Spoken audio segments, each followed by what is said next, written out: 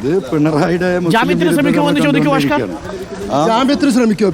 അല്ല, ജാമ്യത്തിന് നാളെ കോടതിയിൽ ശ്രമിക്കും. ഇന്ന് ഈ പാതിരാത്രിക്ക് ഇതിൽ ജാമ്യം കിട്ടുന്ന വകുപ്പുകളല്ല. പിന്നെ ഇതിന് വക്കീലെ കൊടുത്ത് നിർത്തിയിട്ട് നമ്മൾ ഫുൾ ആവേണ്ട കാര്യമില്ലല്ലോ. നാളെ രാവിലെ കോടതിയിൽ കൊടുക്കും. പിണറായി വിജയൻ നടത്തിക്കൊണ്ടിരിക്കുന്ന മുസ്ലിം വിരുദ്ധതയുടെ ഏറ്റവും അവസാനത്തെ തെളിവാണ് എൻ്റെ അറസ്റ്റ്. അത് മനസ്സിലാക്കിയാൽ മതി. RSS എന്താണോ ആഗ്രഹിക്കുന്നത് അത് നടത്തി കൊടുക്കുക. ഇപ്പോൾ ജാമ്യത്തിന് ശ്രമിക്കില്ല. ജാമ്യം നിൽക്കുക മജിസ്ട്രേറ്റ് എന്ത് തീരുമാനമെടുക്കും നമുക്കറിയില്ലല്ലോ. നാളെ ജാമ്യാപേക്ഷ സമർപ്പിക്കും. തീർച്ചയായിട്ടും കോടതിയിൽ സമർപ്പിക്കും.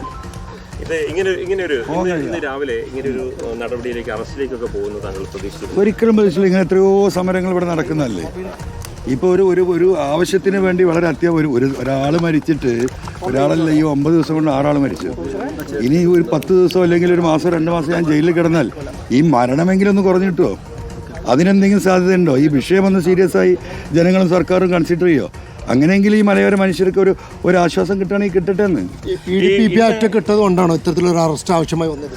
അല്ല, അതിപ്പോൾ അറസ്റ്റ് ചെയ്യാൻ ആവശ്യമായി ജയിലിലടക്കാനുള്ള ആവശ്യമായ വകുപ്പിടാനാണ് മുഖ്യമന്ത്രിയുടെ ഓഫീസ് നിർദ്ദേശം കൊടുത്തിരിക്കുന്നത്. അപ്പം ജയിലിൽ കിടക്കാൻ പാകത്തിന് ജാമ്യം കിട്ടാത്ത ആ വകുപ്പുകൾ ചേർത്ത് സ്വാഭാവികമായിട്ടും പോലീസിനെ ചെയ്യേണ്ടി വരും.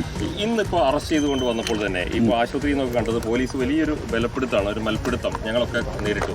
അത്രയൊരു മൽപ്പിടുത്തമൊക്കെ ഒരു MLA അറസ്റ്റ് ചെയ്യുമ്പോൾ ആവശ്യമുണ്ടോ? അതിപ്പോൾ ദാവൂദ് ഇബ്രാഹിം അല്ലേ, മറ്റേ വീരപ്പനെയൊക്കെ അറസ്റ്റ് ചെയ്യുമ്പോൾ കണ്ടിട്ടില്ലേ? അതുപോലെ ഒരു ഭീകരത സൃഷ്ടിക്കുക. പിണറായിക്കെതിരെ പറഞ്ഞാൽ PV അൻവർ MLA സ്ഥിതി ഇതാണെങ്കിൽ നിങ്ങളൊക്കെ മനസ്സിലാക്കിയോ? നിങ്ങളുടെ സ്ഥിതി എന്തായിരിക്കുമെന്ന് നിങ്ങൾ ആലോചിച്ചോ എന്ന് ഇവിടെ ഈ നാട്ടിൽ പ്രതികരിക്കുന്ന സംസാരിക്കുന്ന ജനപ്രതിനിധികളായാലും പൊതുപ്രവർത്തകരായാലും അവർക്കുള്ള ഒരു ഭീഷണിയാണിത്. അതുകൊണ്ടല്ലേ ഇത്ര വലിയ പോലീസ് സന്നാഹം. എനിക്കൊരു നോട്ടീസ് ആയിരിക്കില്ലേ? എന്തിനാ എത്ര വലിയ ഭീകരത ഈ ചെയ്തിട്ടുള്ളത്? സ്വാഭാവികമായിട്ടും പേടിപ്പെടുത്തുക സമുദായത്തിനെ ഇല്ലായ്മ ചെയ്യാനാണ് ഇവിടെ ഇരുന്ന പോലീസ് ഉദ്യോഗസ്ഥന്മാർ ശ്രമിച്ചത്. അതിനെയാണ് ഞാൻ ചോദ്യം ചെയ്തത്. ഇന്നിപ്പോൾ മലയോര മേഖലയിലെ ക്രൈസ്തവരുടെ വിഷയത്തിൽ ഇടപെട്ടു. അപ്പോൾ സ്വാഭാവികമായിട്ടും ന്യൂനപക്ഷങ്ങളോട് പിണറായി കഴിഞ്ഞ കുറേ കാലങ്ങളായിട്ട് 3.5 കൊല്ലമായിട്ട് എടുക്കുന്ന നിലപാട്, എസ്പെഷ്യലി മലബാറിൽ നിന്നുള്ള മുസ്ലിങ്ങളെ പൂർണ്ണമായും വർഗീയവാദികളെന്നല്ല പറഞ്ഞത്.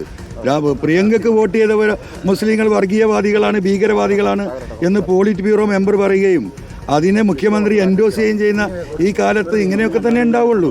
ഇതിലപ്പുറം നമുക്ക് പ്രതീക്ഷിക്കാൻ കഴിയില്ല. KPCC പ്രസിഡന്റ് താങ്കൾക്ക് പിന്തുണമായി രംഗത്തെത്തിയിരിക്കുന്നു. ഒരു ഉന്നത ഗൂഢാലോചന ഫലമാണ് ഈ അറസ്റ്റ് എന്നാണ് ഇപ്പോൾ KPCC പ്രസിഡന്റ് പറഞ്ഞത്. അല്ല, ഉറപ്പല്ലേ? ആ ഗൂഢാലോചന എന്ന് പറയുന്നത് എന്താണ്?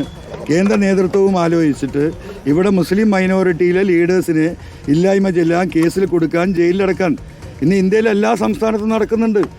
അത് ഇവിടെ കമ്മ്യൂണിസ്റ്റ് ഭരിക്കുന്ന ഈ സംസ്ഥാനത്തും മുസ്ലിം ഭീകരത പറഞ്ഞ് ആളുകളുടെ ഉള്ളിലാക്കി. എന്നെ ഇപ്പോൾ ഭീകരനാക്കിയില്ലേ?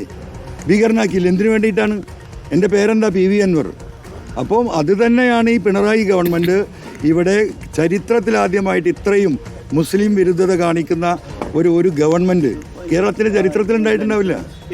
രമേശ് ചെന്നിത്തല ഒപ്പം കോൺഗ്രസിന്റെ നേതാക്കൾ, ലീഗിന്റെ നേതാക്കളൊക്കെ താങ്കളുടെ ഇതിൽ പ്രതിഷേധം അറിയിച്ച് രംഗത്തെത്തിയിരിക്കുന്നു. ഒരു MLA ഇങ്ങനെ അറസ്റ്റ് ചെയ്യണമെന്ന് നിങ്ങൾ UDFന്റെ ഒരു നിലപാടിനെ എങ്ങനെയാണ് നോക്കിക്കാണുന്നത്? ഇല്ല, സ്വാഭാവികമായിട്ടും ഇത് ജനങ്ങൾ നോക്കിക്കാണുന്നൊരു വിഷയമാണ്. ഇത് രാഷ്ട്രീയമല്ല. ഞാനൊരു ജനകീയ യാത്രയാണ് നടത്തിയത്. ഞാൻ DMKയുടെ പേരിലല്ല നടത്തിയത്. ഈ സമൂഹത്തിലെ മുഴുവൻ മനുഷ്യരും ബാധിക്കുന്നൊരു വിഷയം. എല്ലാവരെയും ക്ഷണിച്ചു, UDFിലെ മുഴുവൻ നേതാക്കളെയും, വിവിധ പാർട്ടിയിലെ ഇവിടുത്തെ സാമൂഹിക സംഘടനകൾ, രാഷ്ട്രീയ സംഘടനകൾ, അതുപോലെ തന്നെ കർഷക സംഘം, ഇവരൊക്കെ സഹകരിച്ചില്ലേ? തിരുമേനിമാർ ആ ജാഥയിലേക്കാണ് ക്ഷണിച്ചത്. ആ ഒരു വിഷയവുമായി ബന്ധപ്പെട്ട വന്യജീവി നിയമ ഭേദഗതി, വന്യജീവി ആക്രമണം, സ്വാഭാവികമായിട്ടും ഇവിടുത്തെ പ്രതിപക്ഷം അങ്ങനെ എടുക്കണമല്ലോ. പ്രതിപക്ഷത്തിന്റെ പിന്തുണ തുടർച്ചയായി ഉണ്ടാവുന്നതിനാണ് പ്രതീക്ഷിക്കുന്നത്. അല്ല, അതൊന്നും ഇപ്പോൾ പറയാനായിട്ടില്ലല്ലോ. ഇവിടെ ഇപ്പോഴത്തെ വിഷയം എന്താണ്? ഈ അറസ്റ്റ് ഭീകരതയും ഈ ജയിലിലടക്കാനുള്ള അവരുടെ ധൃതിയാണല്ലോ. അതാണല്ലോ ഇപ്പോഴത്തെ ചർച്ചാ വിഷയം. അല്ല, വേറെ എന്ത് കേസാണ് നിങ്ങൾക്ക് തന്നെ അറിയില്ലേ? ഞാൻ എന്ത് തെറ്റാ ചെയ്തത്?